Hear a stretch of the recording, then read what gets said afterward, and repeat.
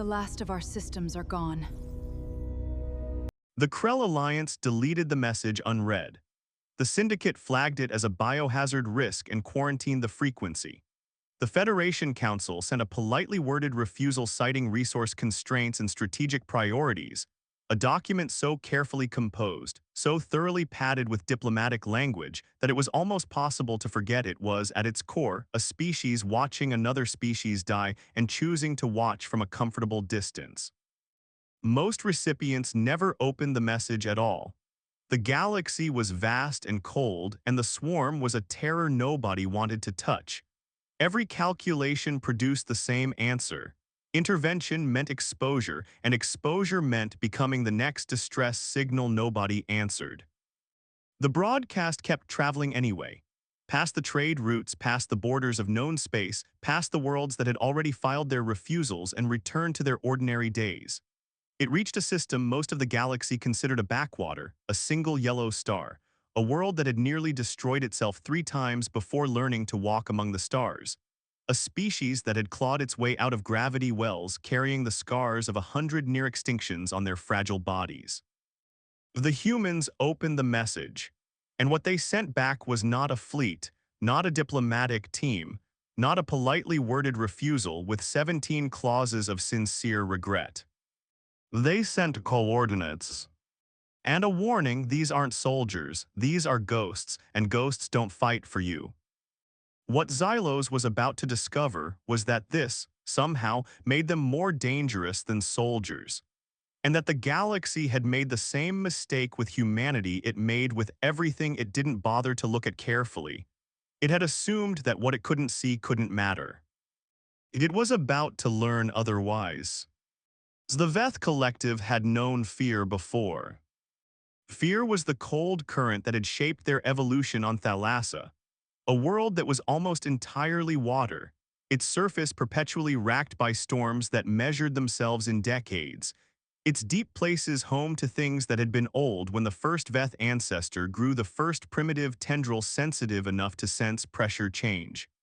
The Veth were not, by any galactic standard, a small people. They had built cities in abyssal trenches, had engineered life support that let them inhabit orbital platforms, had developed a military doctrine refined across 2 centuries of peacekeeping operations in the outer spiral arm. Their eyes were wide and bioluminescent, designed to read in the black nothing of deep ocean. Their skin was a shifting gray-blue, dense with pressure-sensing cells that read the world through touch and vibration before light arrived. Their blood ran cold, literally, adapted to pressures that would have collapsed most species' cardiovascular systems in seconds. None of this helped. The swarm did not care about adaptation. Commander Xylos of the Veth Defense Fleet had not closed her eyes in 3 full rotations. The bridge of the flagship Abyssal Crown smelled of recycled air and burned circuitry, the particular combination that meant both that the ship was still intact and that it had been working very hard to stay that way. The tactical display above the navigation table cast moving shadows across the room, red lights extinguishing one by one across the star map of their spiral arm. Each one a system, each system a colony, each colony a population count her mind refused to convert into names. The swarm had no negotiation, no demands, no interest in terms. It consumed, and what it consumed stopped existing, and the galaxy watched this happen the way the galaxy watched most things that happened to species it had never considered significant. "Report," Xylos said. Tactical Officer Varn stood at the secondary display, his feeding tendrils, the delicate pressure-sensing organs that ran along a Veth officer's jaw and neck, usually held in professional stillness, moving with barely contained panic that his training was no longer sufficient to suppress. The 4th defensive wave has collapsed. They broke through the minus station perimeter 17 minutes ago. The station is gone. A pause that lasted exactly as long as it takes to accept a number and convert it into faces. All hands. Xylos closed her eyes. 40,000 souls. The most fortified outpost in the Veth defensive network, 2 centuries of military engineering compressed into a structure that had never been designed to face something that did not negotiate. Gone in 17 minutes. The evacuation of Veth Prime. 43% complete. The swarm's advanced elements are already in the outer system. We have 6 hours before they reach orbital range. 6 hours. For a civilization that measured time in the slow rhythms of planetary rotation and deep current migration cycles, 6 hours was not a military timeline. It was a grief timeline, the amount of time available to understand what was being lost before losing it became total. Xylos turned from the display and looked through the viewport at Veth Prime below. She had been born in one of its ocean cities, in a pressure district 3 kilometers beneath the surface where the water turned black and the only light was biological, creatures carrying their own illumination through the permanent dark. She had spent 30 years working upward, through ranks of a military that had never quite believed it would be called upon to stop something the ocean itself could not stop. The other species in the Galactic Assembly had sent their refusals in the language that bodies like the Federation Council used for decisions they had already made before the meeting was called. The Krell Alliance had been kinder, at least honest enough to cite self-interest directly. The Syndicate had been the most revealing, flagging the signal as a biohazard risk, which was the action of an institution that had looked at the word consumption and decided it was more afraid of contagion than of whatever was being consumed. Broadcast the signal, she said. Full spectrum, every frequency, every language, every known contact. Varn stared at her. Commander, we've already sent diplomatic requests to the Federation Council, the Krell Alliance, the Syndicate. They all refused. I don't care what they said. Her voice had the flat, hard quality of someone who has accepted an outcome and is working past it to whatever comes next. Broadcast to everyone, every civilization we've ever contacted, every species we've ever traded with, every world that has ever received our transmissions. Someone must answer. And if no one does? Xylos looked at the planet, at the lights of cities visible even from orbital distance. At the evacuation shuttles rising like sparks from a dying fire, each one carrying people who had packed their children's names into whatever they could carry and trusted that a ship they'd never met would take them somewhere the swarm hadn't reached yet. Then we die with honor, she said, but we do not die silently. Maya Torres had been a junior communications officer on the military installation above Earth's third moon for 8 months, and she had in that time developed the specific professional habit of monitoring channels that technically belonged to nobody's job description but her own persistent curiosity. Her commanding officer called it an inefficient use of attention. She had found 3 navigation hazards in unmonitored sectors in 2 years and kept doing it anyway. The Veth signal arrived 73 hours after it was sent, compressed into quantum packets, riding relay networks across an expanse of space that the signal's originators were no longer certain they would survive long enough to see the reply from. The Veth language was difficult, a complex harmonic arrangement of pressure variations and tonal sequences that didn't translate cleanly into human vocal ranges. The translation filter produced something hesitant and approximate, full of gaps marked in brackets. But the images needed no translation. Cities burning, children in evacuation pods, a civilization sending everything it had into the dark on the chance that something was listening. Maya flagged it for her superior. Her superior flagged it for his superior. His superior flagged it for the Joint Chiefs. Within 6 hours, the message had been reviewed by the highest military authority on Earth. Within 12, the debate was already underway. About what humanity could realistically offer, about what the galaxy would think of human intervention in a conflict nobody had asked them to enter, about resource constraints and strategic priorities, and all the careful language that tends to accumulate around decisions people are not yet ready to make. Within 24 hours, A man Maya had never met sat down in front of a transmission panel and recorded the human response. He was middle-aged, with a face that had seen too many years of something heavy. His eyes were the deep gray of ocean in a storm. He spoke for 40 seconds calmly without preamble. Then he transmitted the coordinates. The Veth Scout ship Infinite Current emerged from quantum space 300,000 kilometers from the outer boundary of the Sol system, and Xylos immediately understood that something was wrong with her expectations. The system was unremarkable in the most literal sense. A single yellow star, 8 planets arranged in the orderly fashion of a gravitationally settled system, asteroid belts, the usual debris signature of a spacefaring civilization. Nothing about it, at first reading, suggested the origin of the message she'd traveled this far to find a meaning for. And then her sensors adjusted. The debris fields weren't random. Varn said it first, quietly, as if saying it too loudly would change what the display was showing him. The fields were organized, structured, deliberate, covering the outer cyst. M's cold reaches in a pattern that had spatial logic without the physics of natural formation. Hundreds of thousands of objects, arranged at gravitationally stable intervals across a volume of space that took minutes to fully resolve on the tactical display. Those aren't debris, Xylos said. They were ships, ancient ships pitted by centuries of cosmic radiation, their hulls scarred by battles that predated the Veth's first interstellar communication, their weapon mounts long empty, their engine cores cold. Some were barely recognizable as vessels. Some were enormous. Many were small enough that Xylos could not immediately determine how anyone had survived inside them long enough to reach a battle, let alone fight in one. No power signatures, no life signs, no active systems. But there was something, a faint energy reading from each vessel, too subtle for the automated system to categorize. Not the hum of active equipment, something quieter.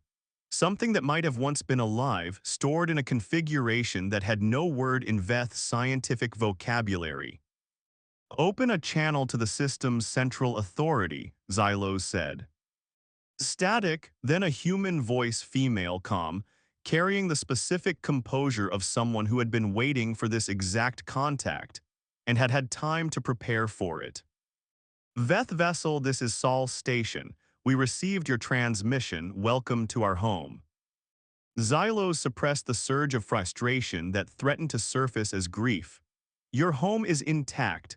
My home is on fire. You said you had something to offer. I see ships that have been dead for centuries and no crew to fly them. What are you trying to show me? Look at them carefully, the voice said. I'm looking, I see ruin, I see history. You see everything we have ever sent into the dark and brought home again, the voice said. Every hull that survived a battle, every vessel that limped back from a lost frontier. Every transport that carried our first colonists to places they weren't certain they'd survive. We collected them, we preserved them, and we preserved the people who flew them. Xylos felt something slow down inside her, the particular biological response of a Veth processing information that her threat assessment system could not categorize. You said they were dead. They are, the voice confirmed. And they are not. Human biology is complicated. We learned centuries ago to separate the mind from the body. The bodies died. The minds, their memories, their experience, their will we preserved in neural mapping. They've been waiting for a war that mattered. Varn's tendrils went rigid. Commander, this is. I know what it is, Xylos said. It's our only option. Take us to the nearest vessel. The ship they docked with had a name scrawled on its hull in fading paint, ancient script that her translation system processed slowly, reluctantly, as though the words were too heavy to render quickly. Last stand. The airlock cycled. The atmosphere inside was cold, thin, but breathable, ancient life support systems responding to the presence of living visitors with the deliberate slowness of something that had been asleep a very long time. The lights in the corridors came on in sequence as they moved deeper into the ship, each one flickering before steadying, like eyes adjusting to wakefulness. The corridor walls were lined with cryogenic pods from floor to ceiling, stretching as far as Xylos's bioluminescent eyes could read in the dim light. Each pod held a human form, preserved in the precise moment between last breath and final stillness, their faces carrying expressions that had not changed in decades or centuries. Peaceful, some of them, determined, others. One or two that bore the specific, indelible marks of people who had not been done when the moment caught them. Xylos stopped at one pod near the corridor's midpoint. The figure inside was a woman, her skin weathered by years of solar radiation in environments that humans were not quite built for, her hair silver and gray, braided into a practical knot at the base of her neck. A scar ran across her forehead, the kind that meant something had hit her hard enough to leave a permanent record, and she had survived it anyway. Her eyes were closed. But her expression carried something that hadn't faded with the centuries. A tension in the jaw, a set to the mouth that suggested a person interrupted mid-thought. "Who is she?" Xylos asked. The Sol Station voice answered from a speaker somewhere above. Her name was Margo Sorenson. She commanded this vessel during the First Expansion Wars, a conflict so old that the species involved no longer exist in any current registry. She died in battle against an enemy that history forgot. But she remembered her duty, and before she died, she volunteered for preservation. "Volunteered," Xylos repeated. Every person in these pods made the same choice. Every soldier who died in space, every pilot who burned in atmospheric re-entry, very explorer who drifted into the void. If they agreed, we brought them back here. We stored their minds. We kept their bodies at the threshold, and we waited. For what? For someone who needed them more than they needed to rest. A new voice joined the channel, male, rough with the particular texture of command, carrying the weight of someone who had spent decades making decisions other people were not willing to make. Commander Xylos of the Veth Collective. The holographic emitters in the corridor activated. A human male materialized in the passageway ahead of them, old, lined with the kind of years that accumulate from things rather than time, his uniform worn but precise, his eyes containing something that Xylos, even without the evolutionary context for reading human expression, understood immediately as fire that had not gone out. "I am Admiral Thorne. I speak for the dead." Xylos held his gaze. "Do you know what we're facing?" "We've reviewed your broadcast," Thorne said. "We know what the swarm is. We know what you've lost." "Then you know we came here because we had nowhere else to go. Every other species refused us." "We know." Something in Thorne's expression shifted, not softer exactly, but more direct. "That's why we're going to say yes, but I want you to understand what we are before you bring us to your war. We are not soldiers. We stopped being soldiers the moment we volunteered for preservation. We are something else." "What?" "Promises," he said.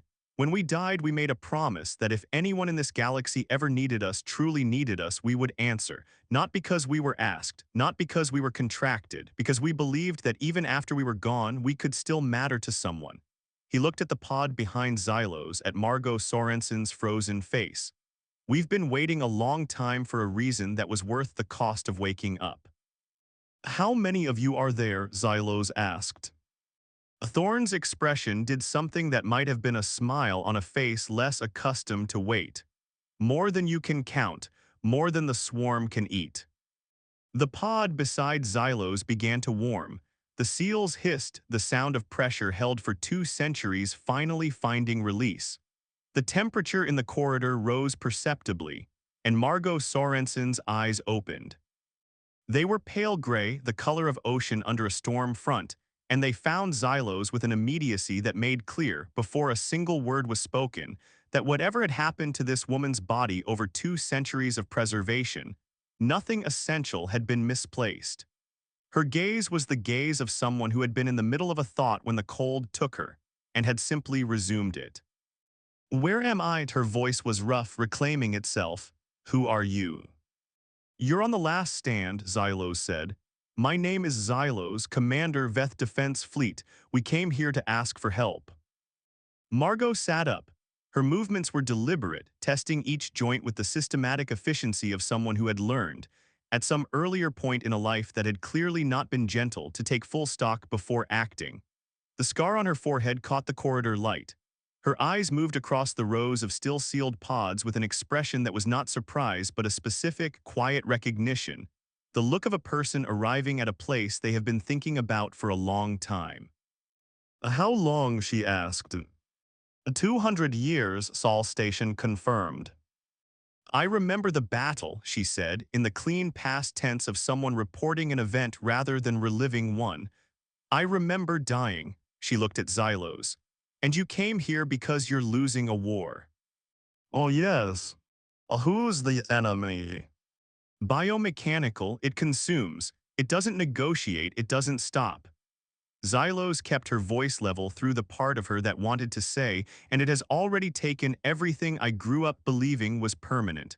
We have less than 6 hours before it reaches our home world." Margo processed this the way Xylos had already begun to notice people who had died and returned tended to process crisis. Quickly, cleanly, without the emotional overhead that the living spent on deciding how afraid to be. She stood. Her body reclaimed movement with the deliberate, unsentimental focus of someone who has work to do and has decided that the rest is details. "Admiral Thorne," she said, "where is he?" "Awakening aboard the primary flagship," Sol Station said. "Then we have work to do." She turned toward the bridge corridor and began walking, without looking back to check whether Xylos was following. She had apparently already decided that she would be. Behind them, one by one, the pods began to open. The signal Margo transmitted from the Last Stand's communications array went out across the entire graveyard simultaneously. A code that every preserved soldier had agreed to respond to before going into stasis. A final standing order that superseded every other instruction. Final stand. All vessels. All personnel wake. Xylos watched it happen on the tactical display. Across hundreds of thousands of ships drifting in the cold outer system, lights came on. One by one, then in dozens, then in hundreds, running lights, navigation arrays, engine cores warming from absolute cold to operational temperature for the first time in decades or centuries.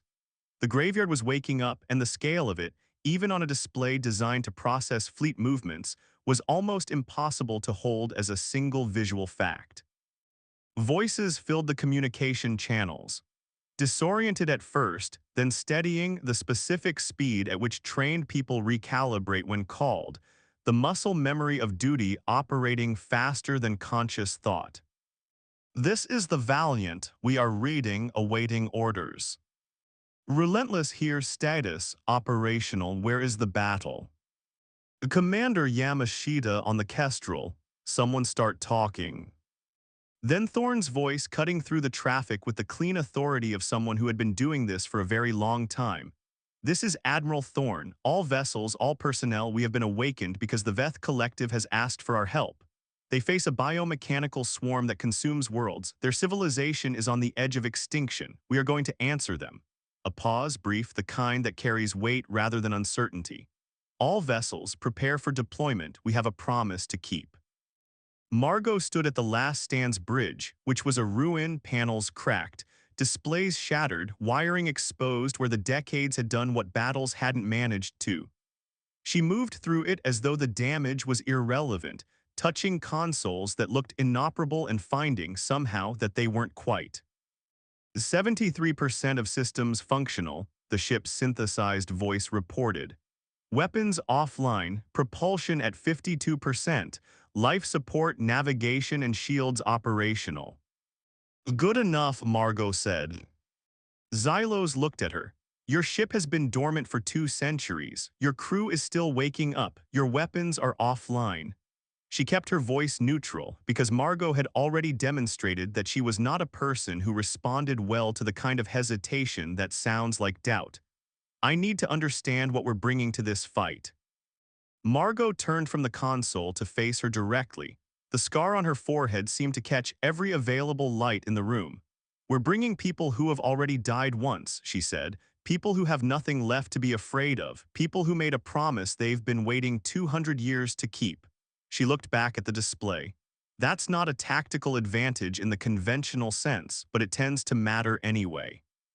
The jump to Veth space took less than 6 hours. The human resurrection fleet emerged into a system that was already burning. Orbital platforms around Veth Prime hung as shattered debris, their destruction recent enough that the debris field still moved with the momentum of the explosions that had made them. Evacuation shuttles were being tracked and hunted by swarm fighters, biomechanical constructs that moved with no flight pattern. Xylos' tactical system recognized as logical, because they were not optimizing for survival. They didn't need to. The planet's surface below bore the marks of the bombardment that had preceded the orbital assault. Entire continent sections visible from space as dark, irregular burn patterns in what had once been green and ocean blue. 300 swarm capital ships held the primary engagement zone. Thousands of fighters swarming around them, a mass of moving metal and organic material that the display's auto-count kept revising upward as new elements separated from the main body. "We have the element of surprise," Thorne said over the fleet channel. "They haven't registered our arrival yet. That window is approximately 3 minutes. We use it." The human fleet separated into 3 formations with a precision that made Xylos realize, watching it happen, that whatever else these soldiers had lost in 2 centuries of preservation, they had not lost the specific practice speed of people who had done this before. The first formation, led by Margo's last stand, drove directly toward the swarm's capital ship cluster. The second, under Thorne's command, angled to intercept the fighter swarms hunting the evacuation transports.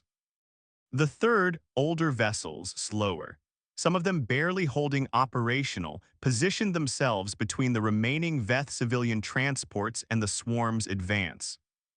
The first swarm volley hit the human formation like something that had never expected to be charged at.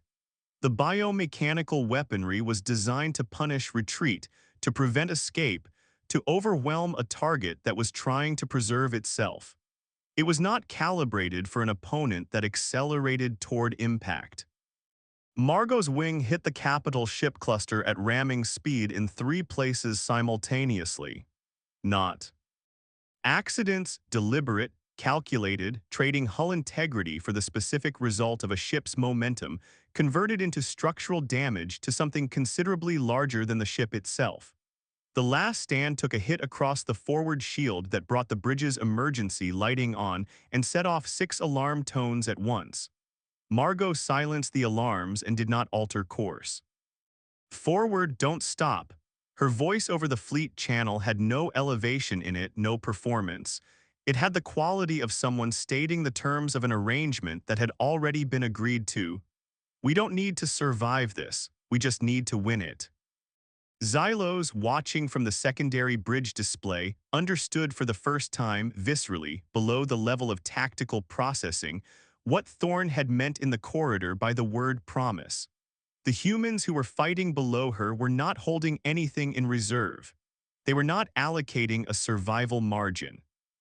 They were not performing the careful arithmetic of attrition that military doctrine, in every species she had ever studied, was built on the fundamental assumption that a force must preserve enough of itself to matter after the battle is over.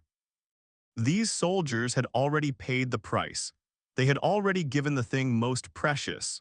What they were spending now was borrowed time, and they were spending it without hesitation. The swarm's primary warship, a mass of biomechanical architecture that dwarfed every other vessel in the engagement zone, an entity that seemed to breathe, its hull contracting and expanding in rhythms that didn't correspond to any mechanical process Xylos' sensors could identify, began, 2 hours into the engagement, to move backward. "They're pulling back," Varn said. "Not retreating." Thorne said the same thing Xylos was already thinking. "They're regrouping, learning they'll be back." But for now, the evacuation transports had their window, and the Veth still had a planet. The losses came into count over the 6 hours that followed the first engagement. 63% of the human fleet was destroyed or non-functional. 3,000 soldiers had been deactivated, returned to the silence they'd agreed to leave, except this time without the preservation systems that had held them in the in-between space, without the prospect of a second waking. They were simply gone, and the people who had fought beside them processed this with the specific, practiced efficiency of people who had already done their grieving once before and understood, better than most, what permanence looked like. Xylos found Margo on the secondary observation deck of the last stand, standing at the viewport, looking at Veth Prime below, still running on the particular energy that only sustains itself in the absence of the crisis it was made for. "You saved us," Xylos said. "We bought you time," Margo said. "There's a difference. The swarm will come back. They always come back." She turned. The scar on her forehead had a faint luminescence to it now, a side effect of the resurrection process that came and went with exertion. "But we're still here, and so are you. That's what matters tonight." "How do you do this?" Xylos asked. "How do you fight knowing what it costs?" Margo was quiet for a moment. "When I died the first time," she said, "I didn't know if I'd done enough. I'd fought battles, lost people, watched things burn that were supposed to be permanent. I never knew if any of it mattered." She looked back at the planet. "Preservation gave me a second chance to find out, and it turns out the only way to find out is to show up again and see what needs doing." A pause. "The cost is the same either way. The only variable is whether the thing you spent it on was worth it." The swarm came back 48 hours later. 3 times the previous force, arriving with the tactical adjustment that Thorne had predicted. Not targeting the military fleet first, but the evacuation transports, the soft targets, the ones carrying the irreplaceable cargo, the ones that mattered most and were hardest to defend. Margo saw it on the display before the tactical system flagged it. She gave a single order. The last stand disengaged from the fleet formation and drove directly into the vector of the largest swarm boarding craft, a biomechanical transport carrying the specific weaponry designed not to destroy, but to capture, to consume living populations while their infrastructure remained intact. The last stand hit it at an angle that guaranteed neither vessel would survive the impact. The boarding craft disengaged. The swarm units targeting the evacuation transports faltered, their tactical coordination disrupted by the sudden loss of their primary command relay. Margo's voice came through the channel in the aftermath, thin with interference but steady. "Commander, I don't have much time. Their communication architecture is blind for the next 2 hours. Take the window." Xylos stared at the dome. "Briss field on the display. Captain, you have to." "I told you," Margo said. "I'm dead, have been for a long time. This is just returning to the quiet." A pause, and in the pause something that sounded like neither regret nor triumph, but something older than both. "We fought for something worth fighting for. That's more than I expected when I volunteered." The channel went silent. Xylos stood at the display for a long moment. Varn did not speak.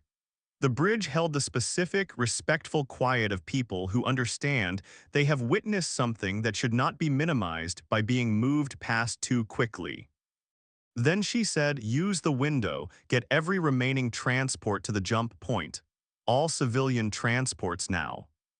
The final evacuation took 9 hours. Admiral Thorne was the last to leave the engagement zone, his flagship barely holding pressure, its hull breach in 3 sections patched with equipment scavenged from disabled vessels. He found Xylos on the observation deck of the Veth command ship as the last transport made the jump to safety, and stood beside her at the viewport without speaking for a while, both of them watching the stars where the swarm had been. "How many did you lose?" Xylos asked. "Enough that the ones who remain can rest," Thorne said, "and not so many that the promise is broken."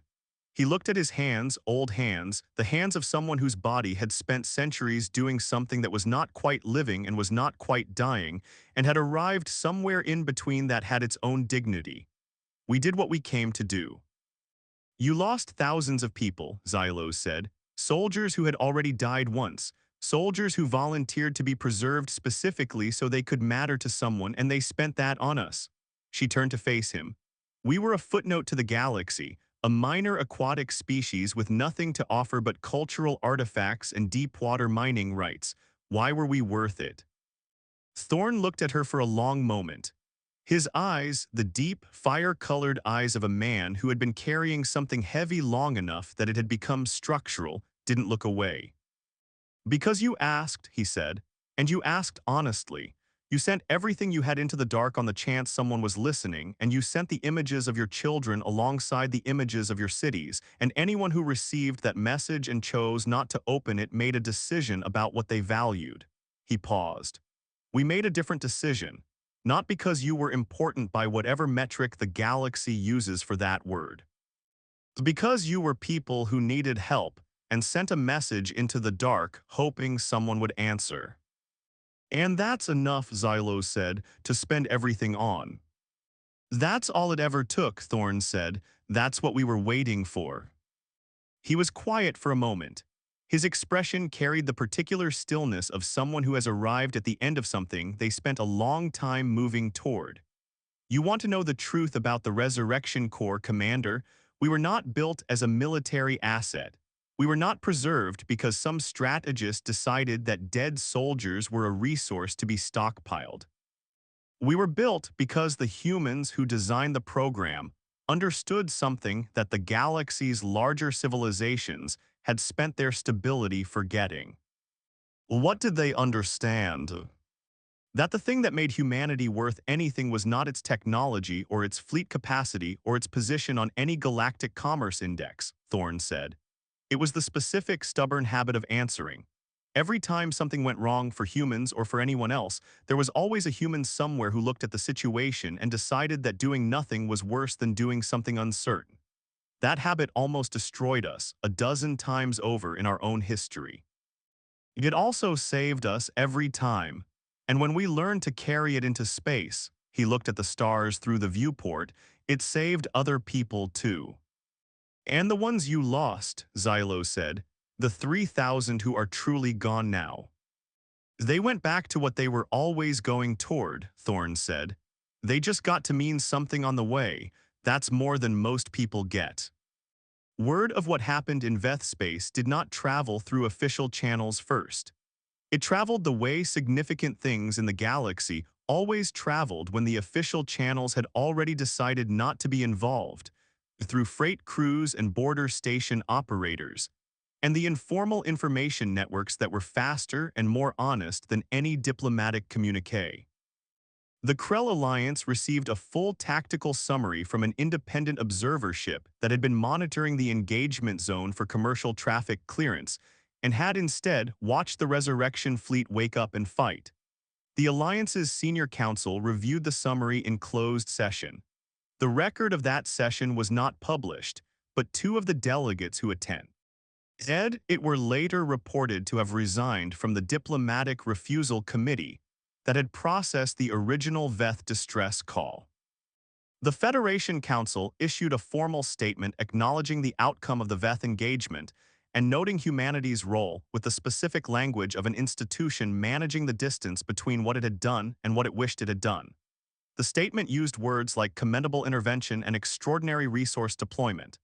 It did not use the word refused, though the original message had been in the Council's received archive for 3 days before the humans had opened their version. The Syndicate did not issue a statement. The Veth survivors rebuilt slowly, on colony worlds that had been prepared for exactly this outcome, on the deep understanding that a civilization does not put all of its people in one place if it has learned anything from history.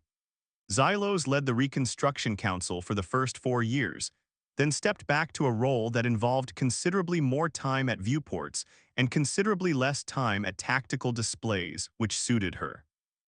She received a transmission from Sol Station 14 months after the final battle. A brief message, no formal protocol, from a communications officer who identified herself only as Maya Torres. It said that the human graveyard was being carefully maintained, that the pods of the soldiers who had survived the Veth engagement had been returned to preservation, that Admiral Thorne's pod had been given a new location at the very edge of the outer system's debris field, facing outward toward the dark between stars, where the signals from the rest of the galaxy arrived first. The message ended with a question: if you ever need us again, you have the frequency. Do you want us to keep it open? Xylos wrote back within the hour. She did not use diplomatic language. She wrote in plain Veth and let the translation system do what it could. She said, keep it open, and tell them we remember.